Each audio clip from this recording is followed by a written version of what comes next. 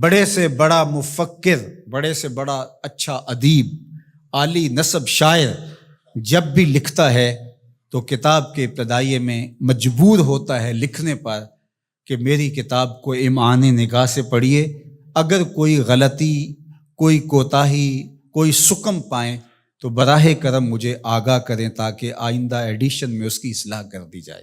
لیکن قرآن کھولو تو پہلا جملہ یہی ملتا ہے، یہ کتاب میں شک نکال کے تو دکھاؤ، اس کتاب میں کوئی عیب نکال کے تو دکھاؤ، یہ عیب سے بھی پاک ہے، یہ ریب سے بھی پاک ہے، اس میں کوئی شک نہیں، اس میں کوئی شبہ نہیں۔ ذالک الکتاب لا ریب فیہ۔ اللہ اکبر۔ ذالک کا اشارہ بعید کے لیے ہے لیکن عظمت کے لیے یہاں بیان فرمایا گیا۔ اس کا یہ معنی بھی ہو سکتا ہے کہ یہ وہ بابرکت کتاب ہے جو آسمانوں سے آئی ہے۔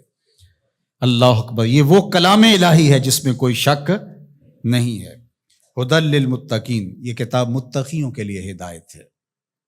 اللہ اکبر۔ اس کتاب کو ھدی للناس بھی کہا گیا، تمام لوگوں کے لیے ہدایت، اور ہدایت کے مفہوم کو آپ اچھی طرح سمجھتے ہیں، رہنمائی کرنے والی، راستہ دکھلانے والی، منزل تک پہنچانے والی، اندر کی بیماریوں کو دور کرنے والی، باطنی امراض کے لیے شفا۔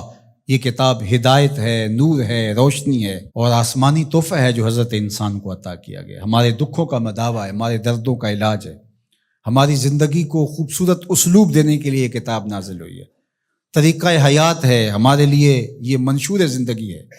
اس کتاب کے ساتھ ہمارا جڑنا ہمارے لیے اللہ کی قربت کا سبب و ذریعہ بن سکتا ہے۔ تو کہا ھدی للمتقین، یہ ہدایت ہے کن کے لیے؟ للمتقین، متقیوں کے لیے، اللہ سے ڈرنے والوں کے لیے۔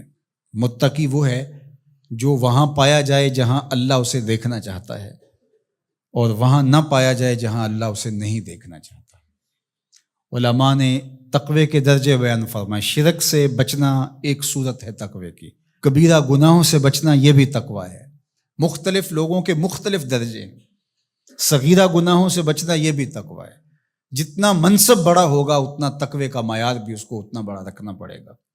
امام اعظم علیہ رحمہ، آپ کسی سے قرض لینا تھا تو دروازے کو دستک دے کے آ کے گلی میں دھوپ میں کھڑے ہو گئے، تو کسی نے کہا حضرت دیوار کا سایہ پڑ رہا ہے تو آپ یہیں کھڑے ہو جائیں۔ کہا مقروض سے نفع حاصل کرنا یہی سود ہوتا ہے، تو میں اس ڈر سے سائے میں نہیں کھڑا ہو رہا کہ یہ کہیں مبادہ سود نہ بن جائے۔ تو مختلف لوگوں کا مختلف تقوی ہوتا ہے۔ اللہ اکبر۔ تو شرک سے بچنا عام لوگوں کا تقوی یہ ہے، کبیرہ گناہوں سے بچنا تقوی کی یہ صورت ہے، صغائر سے بچنا یہ بھی ایک صورت ہے۔ لیکن ہر وہ شے جو خدا سے غافل کر سکتی ہو اس سے بھی بچنا یہ اللہ والوں کا تقوی ہے۔ تو اتقاء کا نور جو رکھنے والے ہیں قرآن، اس کے لیے ہدایت ہے۔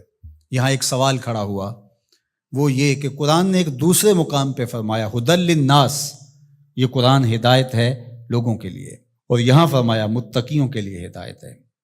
تو جو قرآن متقیوں کے لیے ہدایت ہے تو پھر لوگوں کے لیے جو ہدایت کہا گیا اس میں کیا فرق ہوا؟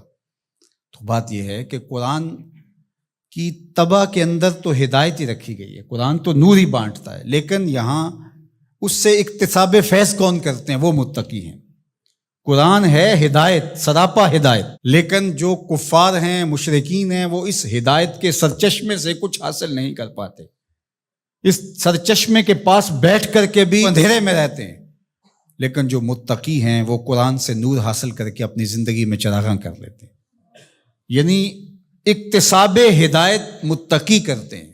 لیکن قرآن مجید جو ہے وہ سراپا ہدایت ہے، وہ سب کے لیے۔ اگر کافر بھی ہدایت لینا چاہے تو قرآن اس کو بھی دے گا، لیکن اگر وہ نہیں لینا چاہتا بلکہ اس کی ضد بڑھتی ہے، اس کے اندر جو ہے وہ حسد بڑھ جاتا ہے، اس کی دشمنی بڑھ جاتی ہے۔ قرآن مجید میں اللہ تعالیٰ نے دوسرے مقام پر ارشاد فرمایا وَنُنَزِّلُ مِنَ الْقُرْآنِ مَا هُوَ شِفَاءٌ وَرَحْمَةٌ لِّلْمُؤْمِنِينَ وَلَا يَزِيدُ الظَّالِمِينَ إِلَّا خَسَارًا۔ یہ شفا ہے، رحمت ہے مومنین کے لیے، لیکن جو ظالم ہیں ان کا نقصان زیادہ ہوتا ہے، وہ خسارہ زیادہ حاصل کرتے ہیں۔ یُضِلُّ بِهِ كَثِيرًا وَيَهْدِي بِهِ كَثِيرًا۔ اسی قرآن سے کچھ ہدایت لیتے ہیں اور اسی قرآن سے کچھ گمراہ ہو جاتے ہیں۔ تو قرآن کا قصور تھوڑا ہے۔ 12 کے در لطافت تبش خلاف نیست، در باغ لالا رویت و در شورا بوم خاص۔ بارش کی فطرت کے اندر، طبع کے اندر کوئی اختلاف نہیں ہے، اس کے فردوس بدامہ قطروں کے اندر زندگی ہے، نور ہے، تازگی ہے، لطافت ہے، برکت ہے، حیات ہے۔ لیکن وہی بارش جب باغ میں برستی ہے تو لالا کے پھول پھوٹتے ہیں، گلاب مہکتے ہیں، کلیاں چٹکتی ہیں، یاسمین، نسرین، نسترن اور چنبیلی کے پھول بہار دیتے ہیں۔ اور وہی بارش جب گندگی کے ڈھیر پہ برستی ہے تو تعفن پھیلتا ہے، بدبو پھیلتی ہے۔ تو اب قصور بارش کا ہوا یا اس گندگی کے اندر چھپی ہوئی غلاظت کا؟ اس لیے قرآن ہے شفا، سراسر شفا ہے، سراسر نور ہے، سراسر روشنی ہے۔ لیکن اس کے لیے کیسے ہوگا جس کے اندر کفر کی بدی چھپی ہوئی ہے اور وہ جس سے روشنی لینا ہی نہیں چاہ رہا۔